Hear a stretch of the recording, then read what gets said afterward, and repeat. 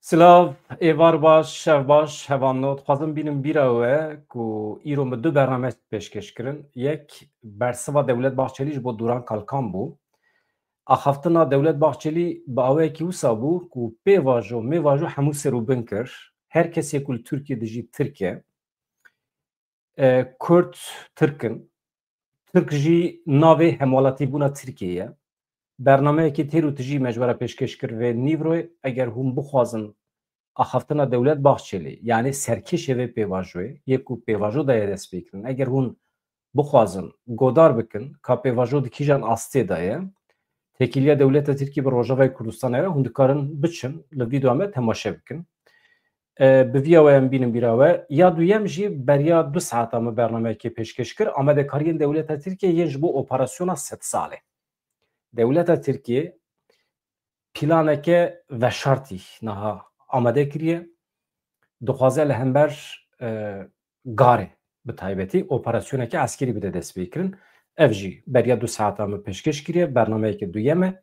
Hevalê ku merex bikin naveroka wê operasyonê, operasyona dizî hatiye nepenî dibêjin. Dikarin biçin temaşe bikin. Wekî din vê êvarê jî hevalê min nivîskar Ebdila Koçer bi me re ye. Ez dixwazim hinek çavdêriyê wî yê di derheqê Bakurê Kurdistanê de jê guhdar bikim. Ew bixwe li derveyê welat de jî, li derveyê Bakurê Kurdistanê ye. Demekî dirêj e derketiye derveyê welêt. Îja veka muhîm e. Wextê însanekî car dive digere Bakurê Kurdistanê diçe dê û bavê xwe dibîne, malbata xwe dibîne, der û cînara dibîne. Rewşa rewşenbîrî ya li Bakurê Kurdistanê ji ber ku bixwe nivîskar e bi çavekî din li Bakurê Kurdistanê dinêre. Rewşa asteya hunerê li Bakur ka xelk çawa dijî, çawa îdare xwe dike, debara xwe dike, zar û zêç, mektebê wan, dibistanê wan, asîmilasyon, vir de wê de her cure çavdêriya Ebdila Koçer merex dikim ya rastî ji ber vê min telefonê wî kir min got dixwazim tu çavdêriyê xwe di bernama min de kanala min de pêşkêş bikî. Wî jî negotina, qebûl kir, mala wî ava. Ebdila Koçer bi xêr hatî? Spas, nav xêrê de bî, dem baş, êvar baş, şev baş, ji te re ji temaşevanên te re ji her kesî re. Gelek kêfxweş im kek bedran. Ji xwe tu hevalekê min ê nîzîkî û weşana te jî em tişopînin. Gelek kêfxweş im bi dengê te, bi weşana te û helbet bi temaşevanên te sersera ser çava. Mala te ava. Ji xwe ez merex dikim ana tu li Bakurê Kurdistanê ne tu li Sêrtê bi qasî ku ez zanim. Belê, ez li Sêrtê me, rast e.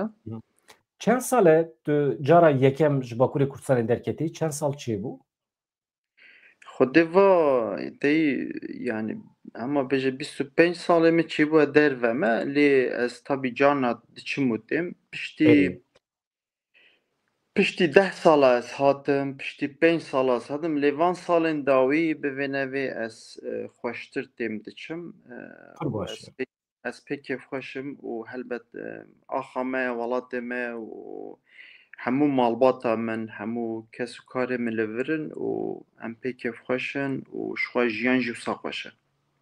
Tişta merex dikim tu wekî nivîskarekî li derveyê welêt dijî çavdêriyê te hene piştî salan tu vegeriye Bakurê Kurdistanê te çi dît çawa ye pêşî em ji zarokan dest pê bikin wextê tu vegerî diçî gund ya jî nava bajêr zarokên ku tu dibihîsî dengê wan tên te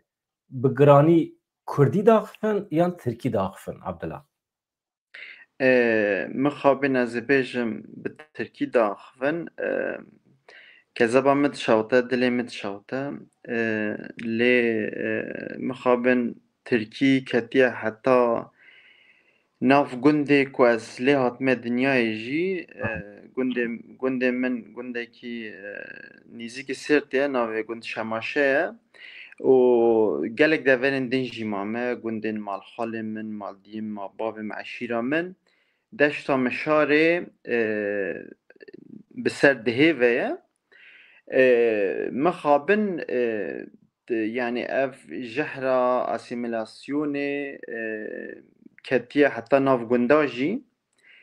lê teyî gelek bi vê nevê gelek sedemê hene em nikarin yani niha yekser civakê jî sûcdar bikin جبر کو يعني تي herkes zane ji melekî ve sistemek heye di nava wê sistemê de hemû dest û pêçiyên xwe, sîstema xwe, qanûnên xwe ji ayê heta zeyê her tiştê xwe te rapêçandiye tu nav wê de yî. Ji melekî ve tabî tu nikarî ji nav derkevî, ji melekî ve jî tabî ev heye. Tralî heye, sersarî heye, xemsarî heye ku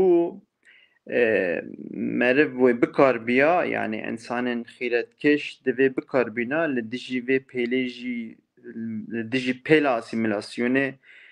derketana mesela em mecbûrî li dibistana me tirkî jî bixwenda divê em mala xwe bi Kurdî biaxaftan. Ev divê tiştekî normal biya. Lê mixabin ji xeynî îstisnayan min niha gava din li vir dikanekî min nan stand deyî dema meriv welat be meriv rastî wisa çavderiyên xweş tê rû bi rû min nan stand li serî sûka sêrtê vira dikanekî vêca her du zarokan tirkî daxist ji ber ku ez deyî tişta merex dikim ez bivê nevê tilêka xwe dixwîna tişta navê çi zarok nû vir de vêca bavê wan rex bû bavê wan jî deyî ji ber ku ser mesela nivîskarî û medya sosyal bivê nevê piranî sêrtê min nas dikin dirûvê min jî beyane vêca dibêje wela mamoste qûsir nerine vêca ne sûcê zaroka ye jî sûcê min e jî zanî ji ber ku em malê de ser wan nasekinin yani gelek sedem hene meriv niha yani yekser sistemê rexne bike ji xwe em dikarin rexne bikin lê milê din ve feqîrî heye milê din ve em bêjin dê bav tiştê dîve mijûlin û heye û heye yani em ê belkî vê bernameyê de behsa tiştê dî jî bikin helbet. Niha berê însanên nifşa me çi digotin heta ku min dest bi mektebê kir min tirkî nizanî bû. Niha gelo ev rewşa zarokê me hêjî wisa ye yan beriya ku dest bi dibistanê bikin tirkî ji xwe dizanin? Beriya ku dest pê dikin ji ber hem yani ji ber mesela li gunda yani teknolojî televîzyon û telefonê destenteyî vêce televîzyon jî bi rengekî klasîk ji xwe mirin di destê her kesî de niha bivê nevê telefona desta heye Instagram heye, TikTok heye, YouTube heye. Yani Kurd û Kurman jî ev televîzyona mezin eva ku em niha jî li serin ev heye ev jî yani piraniya wê helbet bi tirkî weşanê dike yek ya dî yani dilşewatên wek min û te li ser medya sosyal tê em tenê bi Kurdî weşanê dikin vîdyo belav dikin falan ên wek me jî mixabin kêm in. Yani vêca destûra te ez di vir de rexneyekî li biraderên me ên welatparêz bikim ew jî tu dibêjî qey civaka Tirk zimanê wan çanda wan li benda wan e yani ev biraderên me ên welatparêz dibêjim qey tenê li benda wan in ew bi tirkî weşanê bikin tu dibêjî qey bi tirkî weşanê nekin wê civaka Tirk zimanê wan çanda wan wê bimre.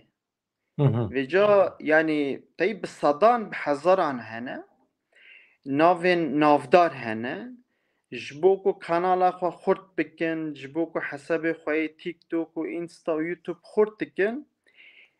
bi rengekî pragmatîk jî hinek ji wan vêca Kurdî jî zanin wek min û te Kurdî jî zanin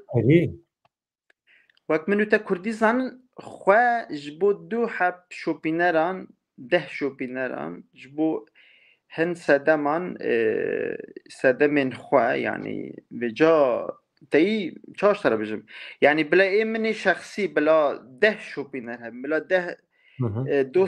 dostên wek te hebin dev şert jî berde yani bila weşana min bila diya min tenê jê fêm bike besî min e yani em meseleyekî ehlaqî insanî û vîjdanî ye bila çend pisma min jê fêm bikin bila dema çûm serî sûka sêrtê دیو مسئله که شخصیه جی ام مسئله که کاراکتر شخصیته لسری سوکا سیرته یک بلاج کردیه مفهم که از به وی سر بلندم از به وی کیف خوشم دفشت تشتی بخیر از وقتی دو بشادی بینم نه انسانی که روزنامه‌گری کی لگوری خواه لگوری دلی خواه البته مرد خوازه کردی چه که لیدکاره ترکیجی چه که ایمن تشتکو از رخنتیم ارگانیزاسیونم ریخستنم او ریخستن سازی و دزگی اینکو به ادعای پرستنا مافی کردان درکتنه هولی به پری ملت خواه به پری ملت ما خال سر پیاده گرن از دبیجم حقی وان تونه به ترکی واشانه چه بکن حقی وان تونه زمان ترکی دنوا مالبات مده دنوا کولان مده و بکن دنگی وان اولان بده از دو خوازم سازی و دزگیهن ما که به پری ما خواه اداره کن حوالی ما ای روزنامه گر که روزنامه گرین کرد تینه زانین که ملت باوری خواه بوانتینه اد خوازم دنگی وان اولان بده ده سالون مده بکه و گوه زاروکی ما از ویاد خوازم مثلا به صدان انسان مینا منوته هبه زاروکین و گنجی ما وقتی کتن توکی و نزانم کدری اینستاگرامی و یوتیوبی و اتوماتیک من راست دنگ کردی ورن اوه یا خوش ایجا هلا مروف هنک متوازی به مروف هنک بخبته مروف کردی خواه پیش خواه خطابت خواه پیش خواه بکار به خطاب نسلا نو بکه و دمه دبه شیر و شکر از زمان کردی لبر زاروکا نزانم چه بیجی یعنی نشخوصانه ویجا تشتک دیه یعنی تشتکو هول بندن ما این کو کردی دزانن و به ترکی لسر سر جواکا ما بربر و دردر و قارقار دکن اوانه هم حرامه لگوری دینان لگوری وجدانی yani bêvîjdaniyê ke mezin e naxwazim gotinên gelek tu ji nabêj ez gelekî acizim van tişta ya dî meriv çawa dikare dev şer yani dev siyaset û zimana her tiştî berde yani em çi bin divê em wisa xwe deynin ser yani dêbavê me çi bin civaka me çi ye çanda me çi divê em wisa خودین سر ماسه یعنی اگر امراستی ترکی کی هاتن عربی کی هاتن بلا ام جوان خوشتر ترکی باخون بلا ام زمانی ترکی جی فیریوان بکن مسئله ندورده مسئله که احلاقیه ام کسین روشنبیر ماموسته سیاست مدار اگر ام جی شخص خواه مدلی که چوت مدلی که برواجی مدلی که سخته دینن بر جواکی وکه اف حساب فیکنه ام دین بر جواکی دیما دین بر وان نفشین ما این سری سوکا سرتی آمده درسمی هر کدری بم قامشلو انجی کدری ام دیما دین بر سری وان وی نفشم دما ام ترکی بانا باق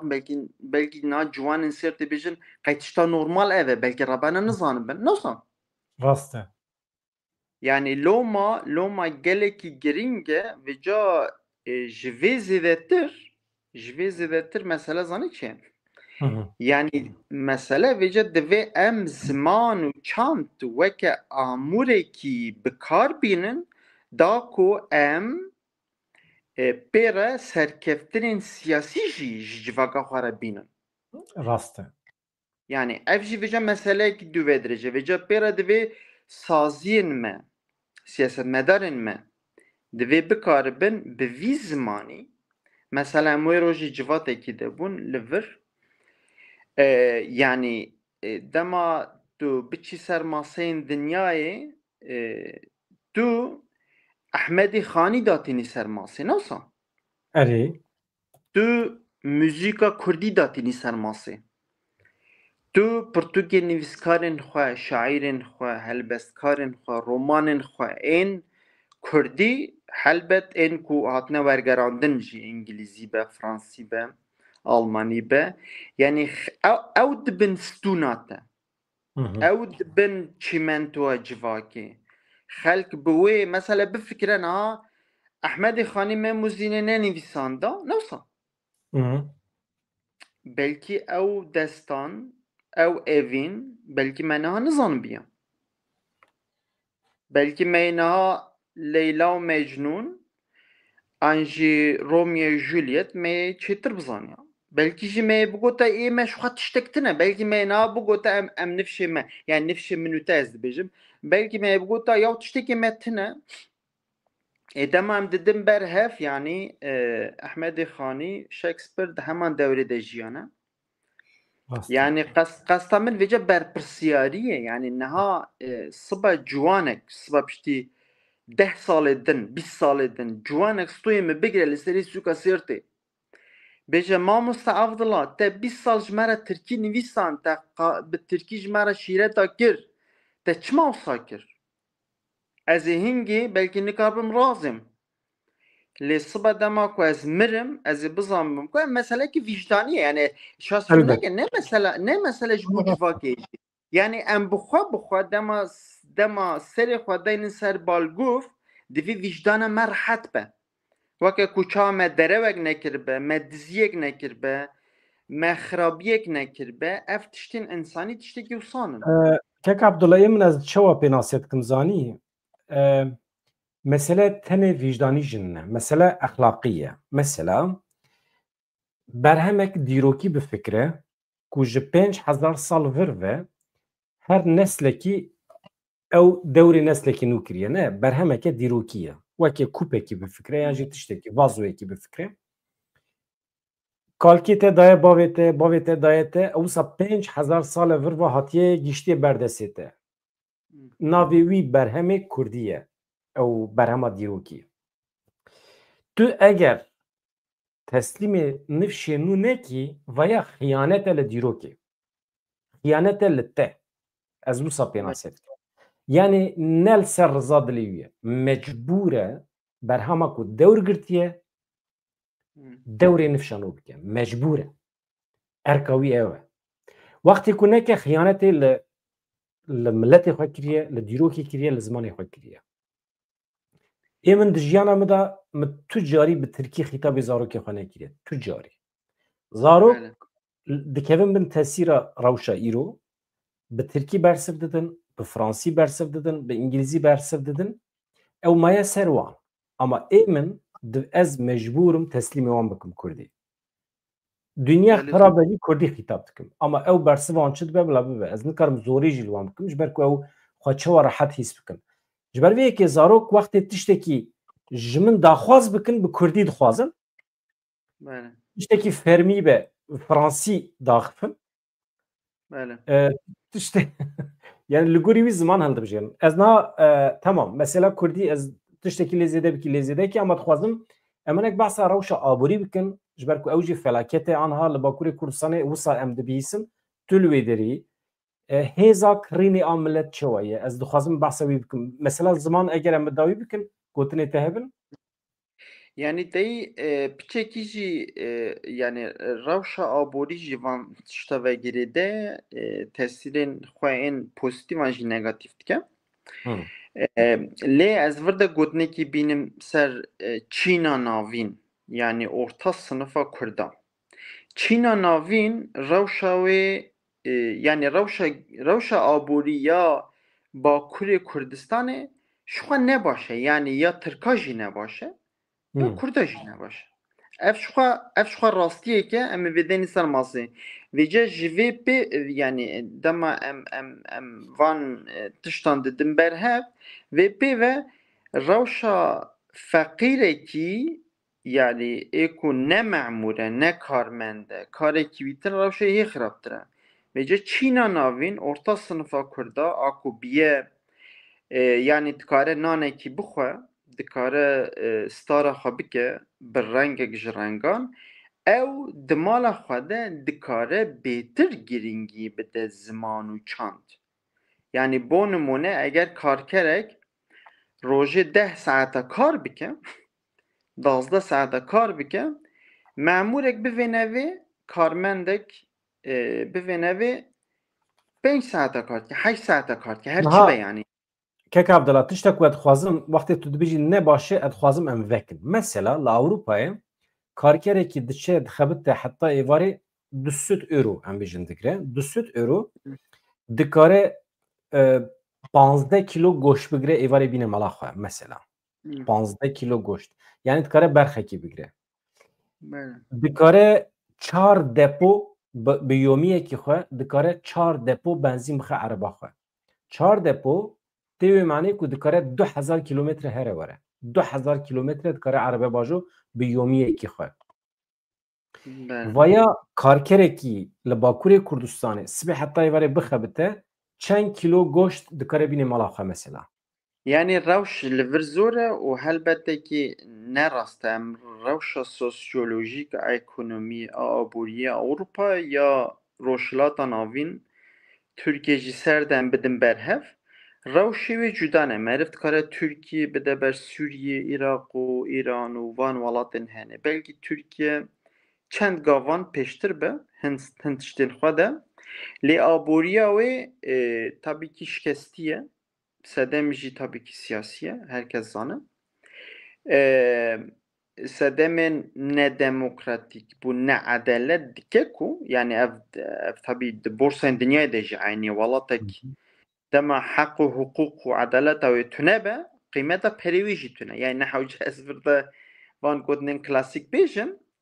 li dema yani em mukayese ve Avrupa'ya ne ki li qastam jî dema rençberek 10 saata derekî kart ke nanozuk û kart ke dema tê malê bivên nevê nikare serperwerde zarokên xwe ve mijûl be dema piştî kartê ji xwe xew dikeve çavî newsa lê rewşa Çîna navîn orta sinif ya ku em ser bisekinin ya divan ya mamosteyên Kurd yên de eğitim senede taybetî ez ê nav bidim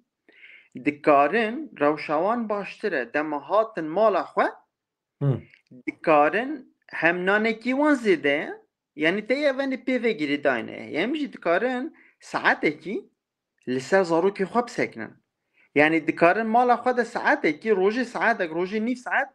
dikarin bi Kurdî dikarin qet nebe yani di mala xwe de zarok TV vekin dikarin du gotinan fêrî wan bikin dikarin li ser dersê wan mijûl bin dikarin behsa van tişta bikin yani hişyariyekî bidin mala xwe ve ca hejmara van teyî ne sada ne hezar bi hezaran mamosteyên ne wek berî 20 sala bi hezaran mamosteyên Kurd ên welat Parêz li Sêrtê hene li Amedê hene li Batmanê hene û yani ev yên tê de yên istisna karobarê xwe dikin mala wan ava lê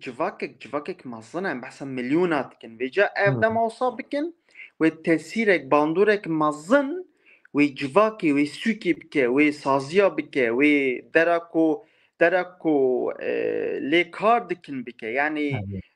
yani berî ku em mesela siyasî bêjin bijî Kurdistan hirda wirde tiştên tin tên ser milê me yani tiştê pêkan yani tiştê pêkan çi cana meriv dikare avekî vexwe ji kaniyekî em dikarin vê ca vê kaniya me behs kirî kaniya zimanê me çanda me rengek ji rengiya û tam ser çava sîstemek heye û dagirkerî heye û heta êvarê diwan qanûnan pêl serê te dikin ser çava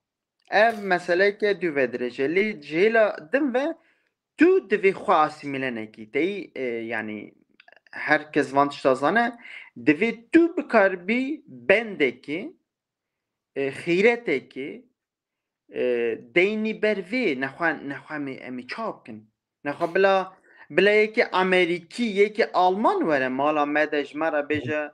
Kurdî Kurdistan çi ye navê sêvê çi ye navê mast çi ye Kek Abdullah wextê ku zikê mirova birçî be mirov nikaribe zarokê xwe xwedî bike mirov îşê mirovan tune be pir tişt li ber çavê mirova xuya nake ya rastî asîmilasyon nexema mirovan e Kurdistan nexema mirovan e ji ber ku birçîbûn tiştekî wisa hesas e mirovan kor dike ji ber vê yekê mirov nikare li Bakurê Kurdistanê rewşeke aboriyeke alternatîv ava bike ez tim li ser difikirim mirov çawa karên mesela fabrika mirov insan bixebitin insan têr bin insan wextê têr be مجی دخبته ادی کاره پیشی لاسیمیلاسیونی بگیره ایدی کرد کردستان نته و پاراستن هر تشت بخماوی اما مرو فقیر بر زور ما مستیا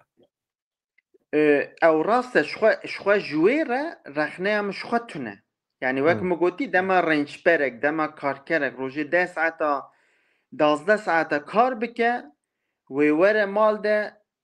شخوا رازه یعنی خونو خیالیوی تر رازه زانی بجا ام تشتی دی نخن ستویوی تشتی دی بلکی جیب کار ببکه و تشتک لی جبروی که می بحثا چینا ناویکن چینا ناوین بوی نوی یعنی orta sınıf یا ناوین بوی نوی نانیوی هه کم زیده رو yani problemi دی belki هبن tamam ama yani kare hint ştab ke hint ştin vicdani vakta goti hint ştin ahlaki kare bke ew jî çiye di mala xwe de dikare tiştmiştên biçûk bike ji bo zaroka xwe û pismamê xwe û carna tu rastî civaka tê hin mamosteyên Kurd ên ku wekî min û te Kurdî dizanin pêk ve Tirkî diaxivin yani ez tişta ku yani dev her siyaset û zimana jî berde tişta ku ez fêm nakim ev e kêkê hani yani der lê nexwe insanekî feqîr be û nanê xwe ve mijûl be rexneya me ji vî re tune insanekî ku Kurdî nizanibe ew jî meselek din lê ku dizanin divê dev ji vê meselê bernedin yani derdime werim ser pirsatê mesela aborî digotina bêjim mesela aboriyekî alternatîv teyî tu bi retorîkeke polîtîk tabî dipirsî bi rengekî yani alternatif mesela bêjin tu fabrîqekê tekstîlê li vir deynî û ya welatparêza be û tu yê tu xebatkarê Kurd bidî xebitandin wan re tiştekî çêkî wextekî zêde bidî wan û ber re perwerdeyekî bijî bidî filan orada ew li Bakurê Kurdistanê ew jî gelekî îstisnayê nepêkan e ji ber ku sîstem bi bürokrasiya xwe ve ketiye heta qirqa wan yani teyî yani çi anîn serê heta najî serê Amedsporê hûn dibînin Amedspor mesela Amedspor bivê nevê wê siba diz be wê bibe şîrketekî mezin wê bibe belkî eger Kurd jî hatî bin wê bibe wekî Barcelonayê megavadin yani ça megavadin civatekî dîsa behs kir yani ça Barcelona bu markayek ne olsa markayeke futbolê hem ya polîtîk hem ya Katalanê hem paytexta wan teyî Barcelona bajar bi xwe biya markayek wê belkî Amedspor û bajarê Amedê bibe navendekî mezin a turizmê jî lê dewlet teşvîqên xwe derfetên xwe heta niha jî şûna ku bide Amedsporê şûna ku rê û rêbaran ji wan re veke derfetên siyasî bide şûna ku bide Amedsporê heta niha jî dide Trabzonsporê difêm kî çane yani şûna ku fabrîqeyan mesela Kurd niha li Bakurê Kurdistanê heta niha jî nikarin yani ez ê niha mînakekî ji vê bidim baş te behs kir mesela evanê beyaz suya tamam reklama jî çêbû eva reklama jî çêbû ava spî lê dema deynin ava spî ji Nisêbînê tê dema deynin ava spî wê markayê tenê wê yani du sê markayê piçûk hene rast e ez vê zanim lê wê hezar tişta bînin serê wan yani teyî ji xwe ji vir û pêve min gelek caran ser jî nivîsaniye ji vir û pêve şerê mezin ê Kurdan şerê qanûnaya bürokrasiyê û şerê van tiştên henîne van dek û dolabên di nava bürokrasiyê di nava saziyên dewletê de digerin şerê herî mezin şerê yên lobiya şerên ekonomiyê yê Kurd bikin heta piştî 10 salên din şerê herî mezin ev e zanî Kaka Abdullah tu rawî serê sibê heta êvarê tu roja xwe çawa derbas dikî meriv li Bakurê Kurdistanê be êwe tu li nava bajêrî ne evê gavê ez belê nava bajêrim ez teyî bivê nevê rewşa min e şexsî jî cuda ye lê ez tabî hejger û geryanê dikim ez çim gunda Ez wî Ez dipirsim. ez dimeşim, diçim nava sûka, ez yani dost Mesela heval wextê dost çi niş nava bajêr, kek Ebdullah, tu wextê çi dibê selamun aleykum ya jî roj baş, lokanta dibe, restoran dibe, dikan dibe, bi qasî ku zanim tu Tirkî naaxivî, tu wextê xîtabê her kesî dikî bi Kurdî. Her kes bi rehetî Kurdî bersiv dide, kesî ku bibêje ez nizanim hene. belli ça mesela par mînakekî pir balkêş te re bêjim, ev jî mînakekî dîrokî ye. Ez çûm berberekî min nizanbû yanî berber ka Kurdan an Ereb e, deyî li Sêrtê bi vê nevê tenê Ereb û Kurd dijîn, piraniya wan jî Kurd e. Yê karmendê helbet karmendên Tirk jî hene. Lê karmend e, têwn diçin. Ez çûm berberekî min ji şêwaza ziman fêm kir ku xwe bi Kurdî ew jî bi Kurdî bersive. Min şêwaza wî fêm kir ku şêwaza fêm kir ku Ereb e. Lê camêr heta dawiyê bi Kurdî bersiva min jî da. Min jî got mal û mezelê te ava û ez zanim ku vêja ez tabi pê kêfxwe ji ber ku hinek esnaf û dikandarên Ereb hene Kurdî dizanin, bi Kurdî bersiv din. Paşî zanî çaşî bû kek bedirin. Cîwî berberî ewî berberî îsal berbera xwe dikana xwe firot. Kurdek ket şûnawî ez çûm tevî bi Kurdî silav û kulav didim. Min kir nekir bi Kurdî bersiva min neda. Min got Allah keko tu Allah. ez filan derê me yanî paşê derket ku Kurdî jî dizane.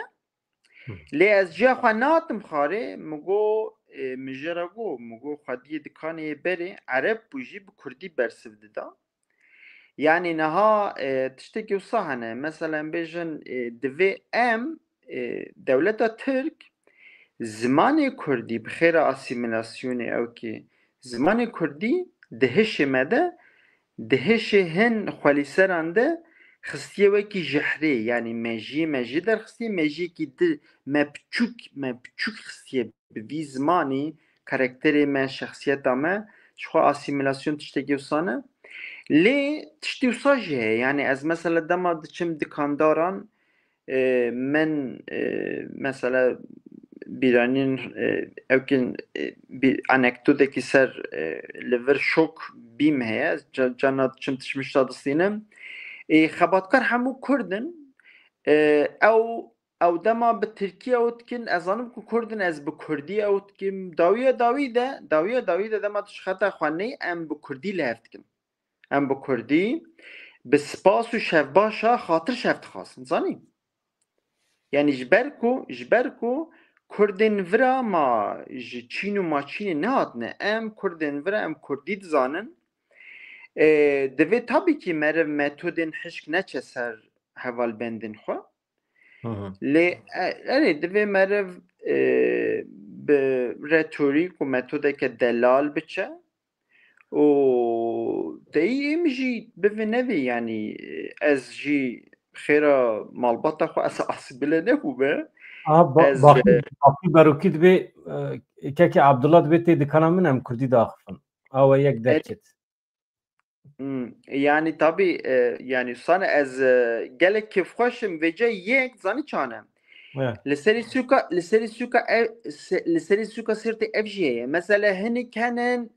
henin tên bi Tirkî silav didin min dibêje amca senî bilmem Instagram'da gördüm falan dibêjim ve çîrok fêm nekiriye. Ez van videoyan çêtkim ne ku hûn ji min re bêjin amca dayî yani îmana min dernexin. Erê yani ez ji xwe li dijî vê xwelîseriyê me ez qurbana we yani heval û derdorên Sêrtê bajarên din ji ber ku ez pir digerim gelek kes me dibînin ez dikevim hemû dikana ez xelkê re sohbet dikim insanê bi Kurdî were pêşiya min weke ku çawa dinyayek daye min ji xwe em bêriya vê tiştê dikin û ya dijî kek bidin tişta normal jî ev e yani tişta anormal mesela ez û hevalekî tê nem hevdû nas dikin ام برنگێکی دیتباری بنرنگێکی سانال بچبە ئەم ڕاستی هەبن ئەم بە کوردی بەرسەوە هەبت ئەم بە کوردی سلاوێ بدنە تشتا نۆرمال ئەوێ تشتا ئانۆرمال یعنی خۆلیسەری ئەوێ و پسمامێکی من لەسەری سووکا سێرتێ bi Tirkî silavê bidem ji vê xwelîserîtir tiştek tune tu eleqeya wê jî polîtîk falan tune yani ez pismamekî we me ez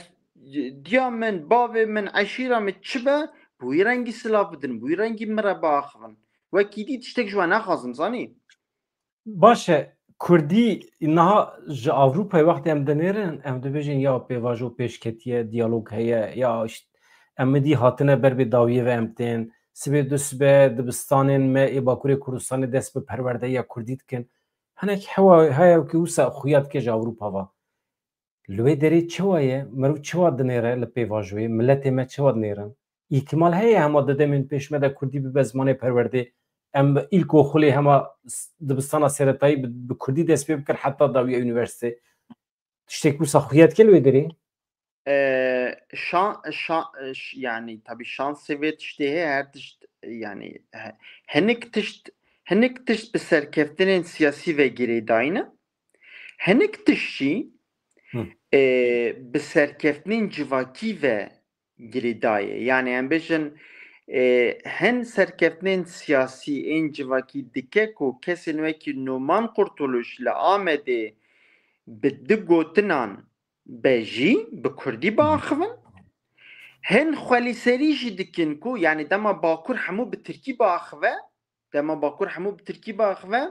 ev jî tiştekî normal e ku siyasetmedarên Tirk li Enqerê bêjin ji xwe ji were Kurdî ne lazim e tefhîm kir yani ev tişta henê piçekî pêk vegirêdayê divê civaka Kurd ji metodên xwe yên berên ên wisa metodên hişk ên siyasî berdin divê xwe bi xwe ava bikin xwe bi xwe ava dikin qesta min çi ye divê li her derî zimanê xwe çanda xwe ji Stenbolê bigire heta Sêrtê zimanê xwe çanda xwe ew çi bin divê wê deyne ser masê yani em çi bin yani em ne mecburin ji xelkê re bijin illa tu bi Kurdî biaxivî na yani tu bi Kurdî silav bidî tê bi Kurdî ji yekê re bêjî xwedê ji te razî be mala te ava spas tiştê wisa besît bi van tiştên besît ve tu dikarî welatekî deynî yani ez bêjim mesela em gotinê bînin ser siyasetê mesela em bêjin siyasetmedarên yên demê ên Enqerê roja zimanê Kurdî de eger li Enqerê li parlamentoyê li derekê resepsiyonekê pir mezin li ser zimanê Kurdî bidin eger hemû afîşên xwe û dawetnameyên xwe bi Kurdî derxin eger ji serokkomar bigire heta herkes heta MHP jî tê de hemiya vexwînin wira wan bi Kurdî silav bikin bi Kurdî xêratna wan bikin li ser Kurdî pirtûkekî diyarî wan bikin yani wisa Kurdî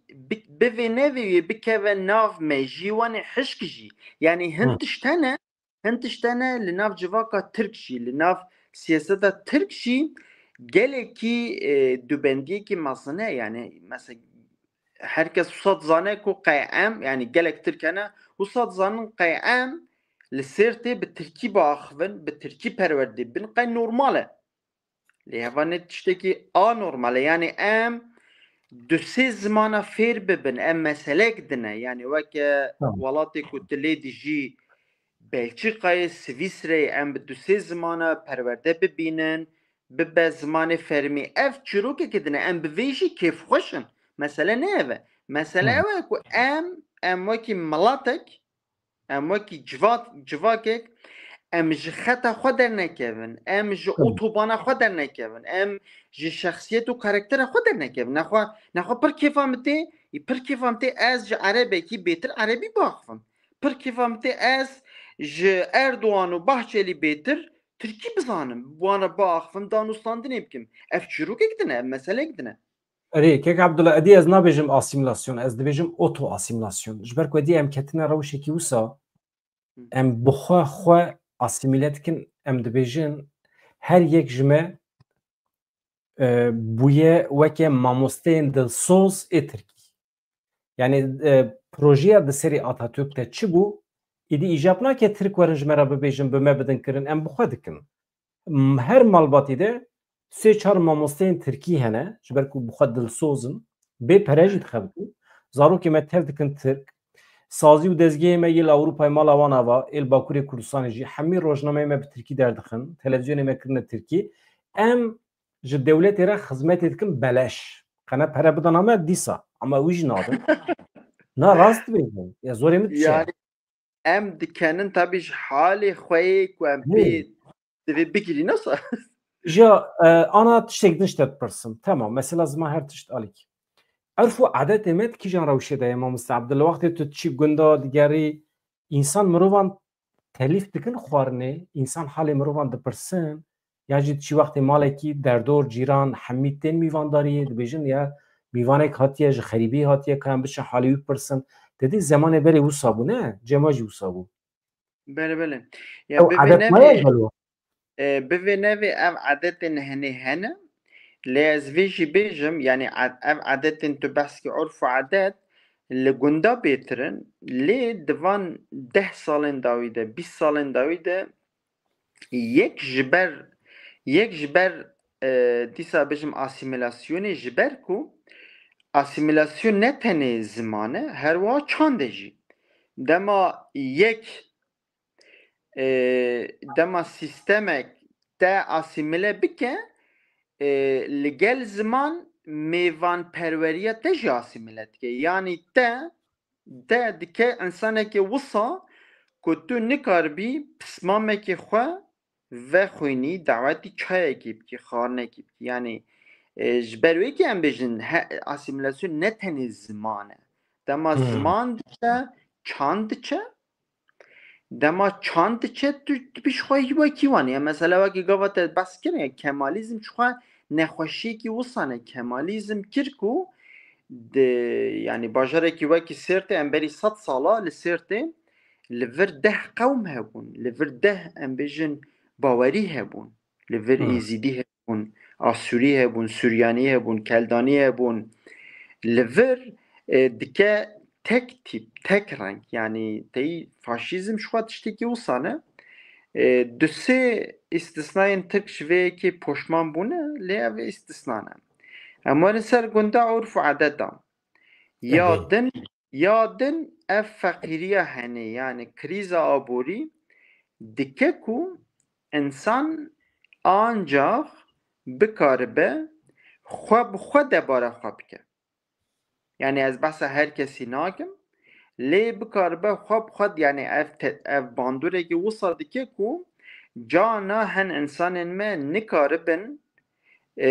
mala xwe de nanekî bidin mêvanê xwe jî. Ev jî heye. Yani em behsa vê rastî jî bikin her tişt ne şîr û şekir e erê yani ev rastî jî heye lê bivê nevê mêvanperwerî, urf û adet, ziman û çand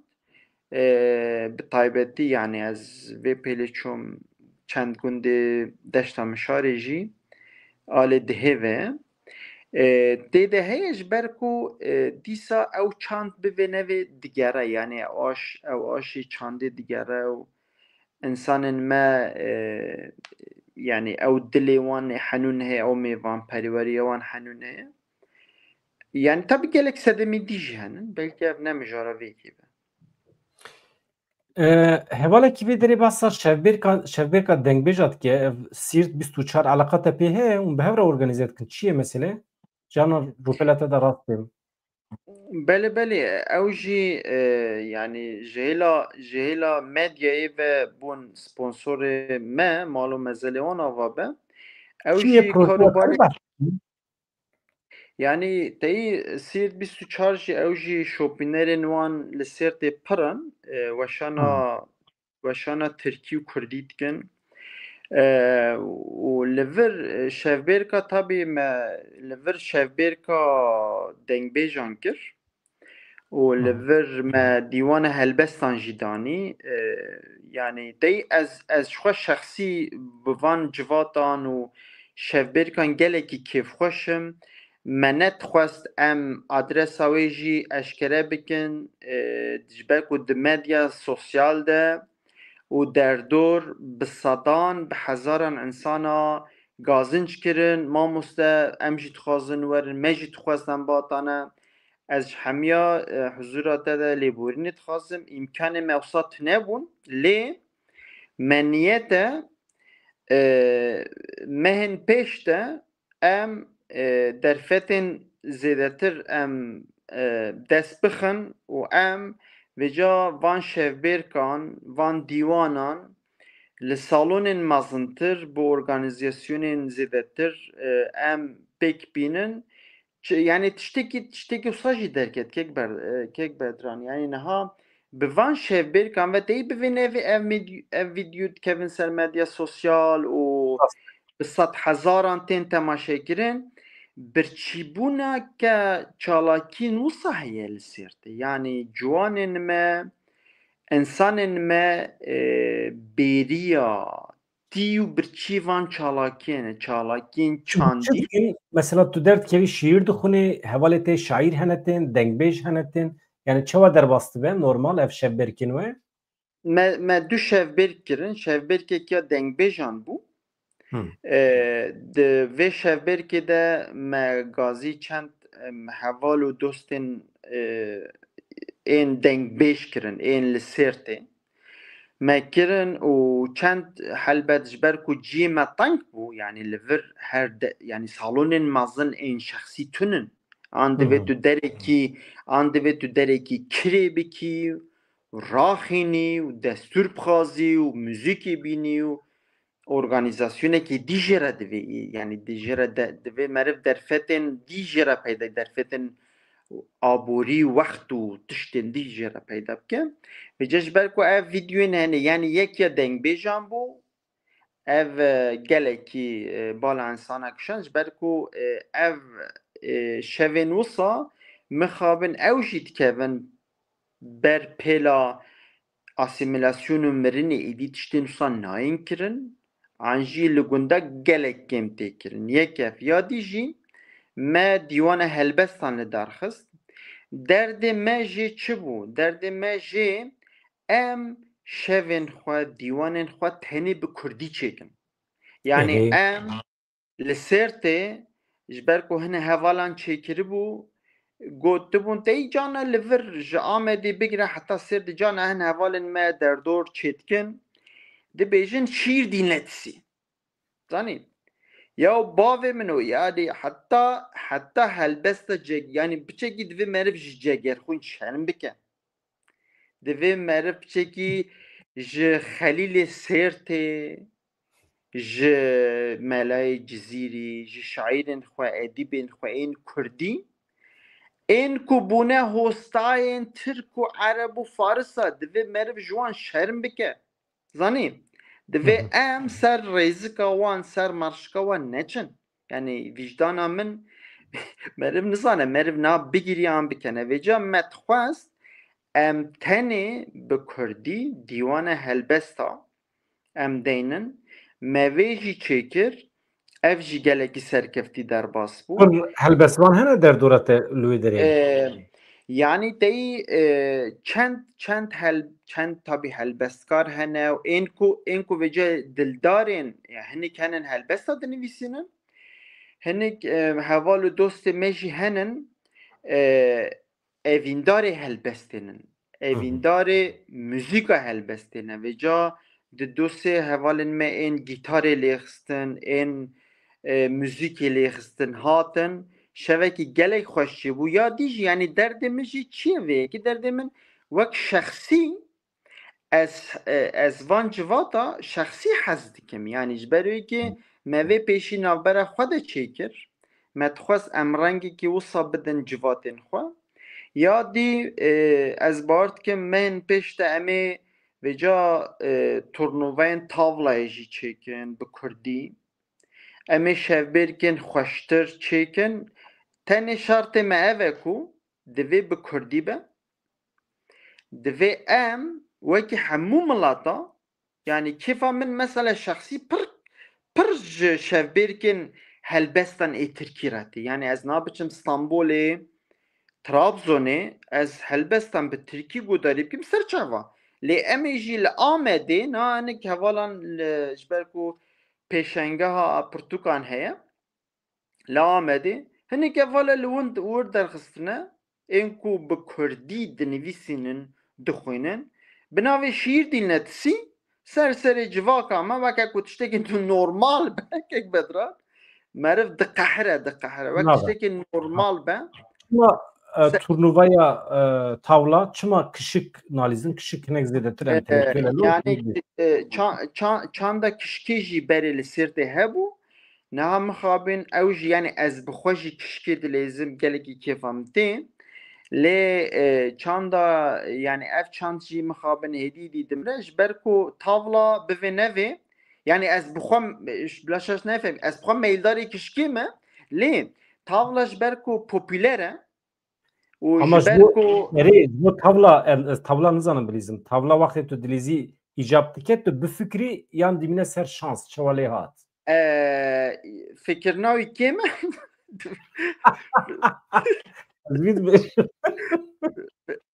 fikirnawê kê me û ya tî jî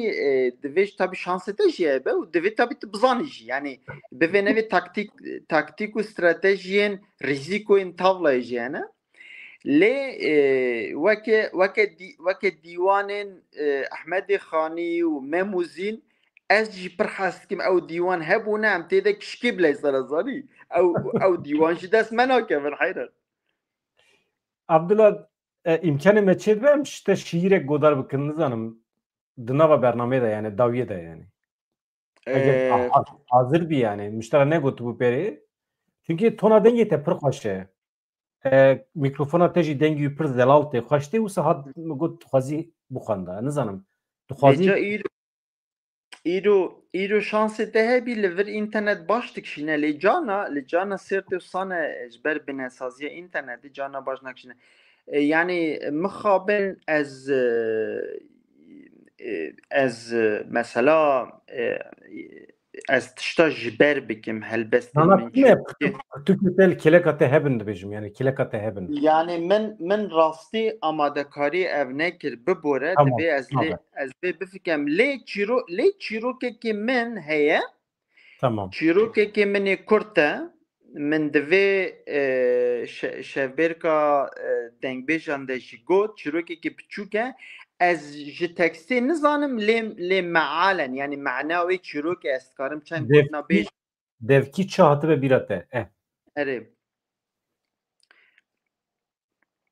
navê çîrokê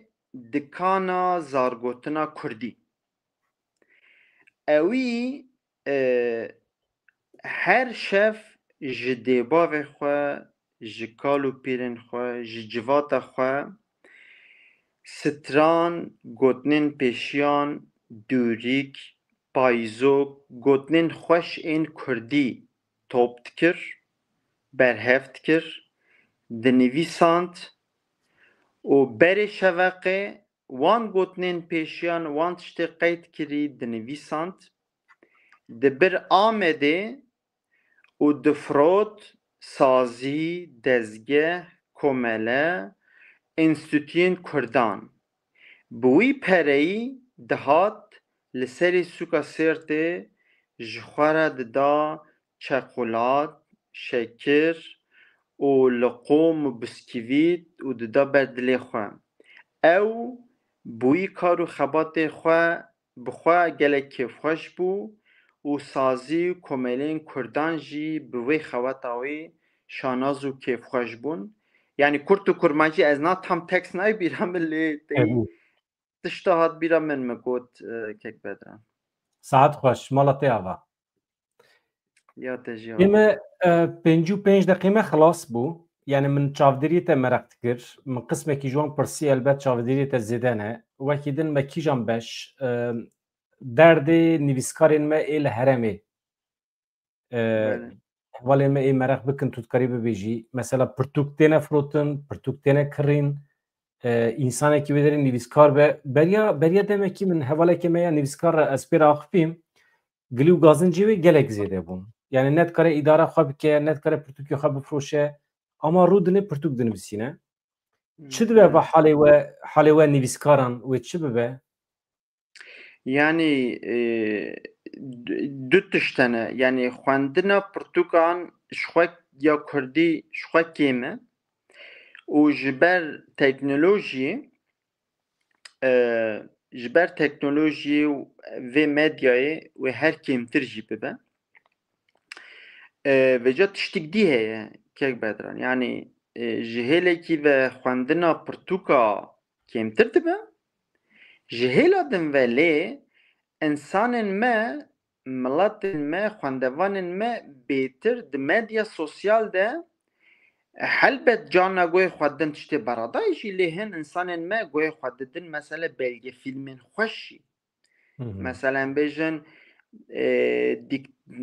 di TikTokê de guh didin ka wê xwarinên xweş ça bên pêjandin ka ev urf û edet ka bonsuwa silav û kulav bi Fransî çi ye vê jî fêr dibin yani ji milekî ve ev çand global dibe zanîn global dibe em digîjin gelek tiştan ji milê din ve yani ez behsa Kurdî û asîmîlasyon û qedexe nakim ev ji xwe yani em behsa vê meselê ji xwe nekim ev ji her kesî re eyan û beyan ev mesele lê ji hêla din ve em ji divê ji teknolojiyê yani ji YouTube'ê ji Instagram û TikTok û yani ev televizyona mazin tey televizyona klasîk mir yani mir û hêj nehatiye binaxkirin lê mir çû zanî divê em vê bêtir bi bernameyên xweşik qesda me bernameyên çandî zimanî civakî her çi be em vêca wisa xweş çêkin xweş amade bikin wekî kitêbekî wekî pirtûkekî pêşkêşî civaka xwe bikin Xelk yani dike xelk bi zimanê xwe pirtûk dixwîne li ser YouTubeê êvarê mirov berê razê yan jî wextê mirov erebê dajo mirov dikare pir bi rehetî ez dikim jî canan ya bi Fransî ya bi Tirkî romanan godar dikim erebê dajom hem zeman û wext derbas dibe pir xweş derbas dibe hem jî mirov pirtûkek godar dike di şûna xwendinê de. Çima em viya nake edet di nava xwe da? Yani ev mesela podcast'ta tabii gelekî na popüler e ê ku dizane ji xwe dizane yani ez jî di rê de dema ez erebê dajom di rê de çi qes podcastekî Kurdî heye YouTube jî tê de ez ber ajotnê re guhê xwe didimê ez pir kêfxweşim lê hejmara wan a bi Kurdî kêm e yani em mesela dema em bêjin na Almanî Fransî tu çi Spotify bixî tu çi YouTubeê bixî yani tu behsa çi zanînê bikî yekser dertê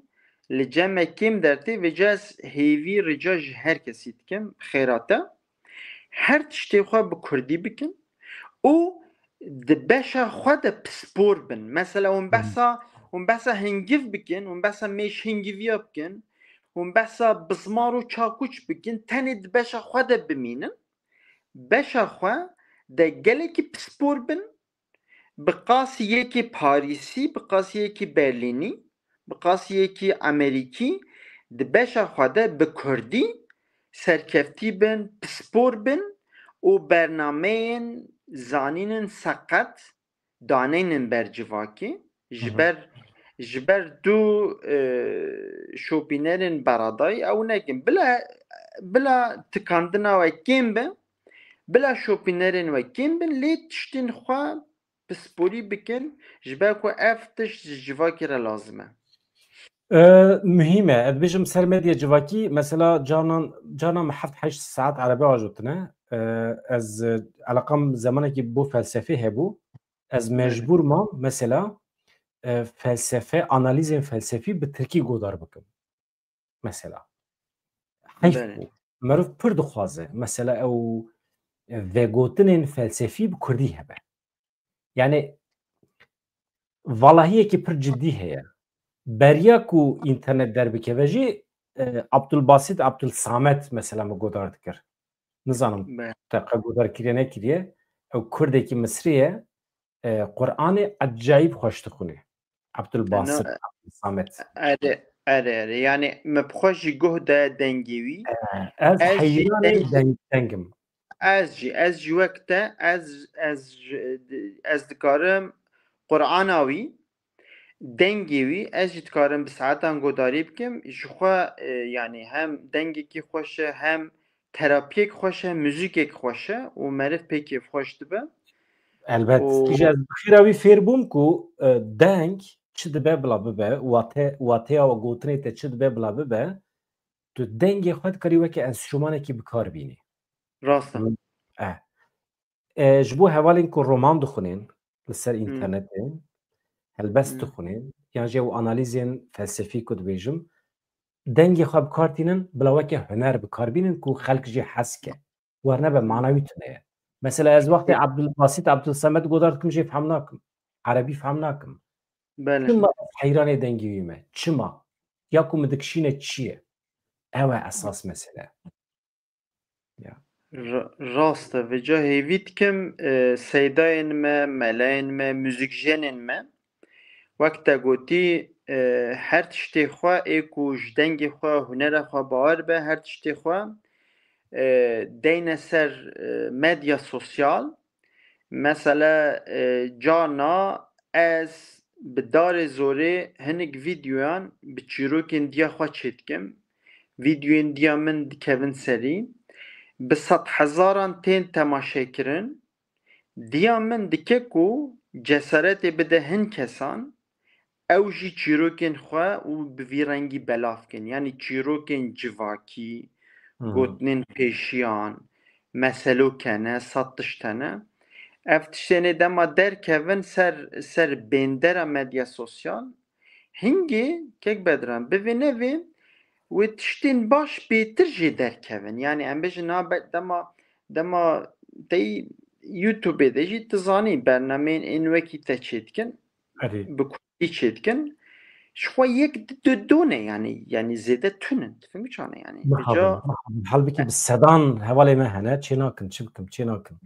erê vêca divê bi sadan hebûna ji nava wana me bigota em bernameya filan kesî guderî bikin. Em bername bêvan kesî yani me vêca ji nava wan bineqanda yani. Fehmî çane? Hı. Erê vêca hêvî dikim hevalên me û zanayên me, sporên me medya sosyal ji bo civaka Kurdî, ji bo zimanê Kurdî, ji bo çanda Kurdî ji ber ku tu biçî ku derê telefona destan destê ciwanan de ye kekî bedran. Hêvî dikim em bêtir giringî bidin û dema ne bi Kurdî bêjî ji xwe tu xêra wê tin ez vê jî bêjim yani. Mamoste pir kêm e kêm. Rejiya temaşekirinê pir kêm e. Mesela emana kanalek me pêş xistiye YouTube'a me dê hezar, 20,000 tê temaşekirin rojane. Ama mirov bela xwe dê ev nake hejmara nüfusa gundekî. Halbuki mesela tenê li Sêrtê li me temaşekin digêje 100,000. Amed li me temaşeke milyonek. Yani Başûrê Kurdistan heye, Rojhilat heye, welatê Kafkasya hene.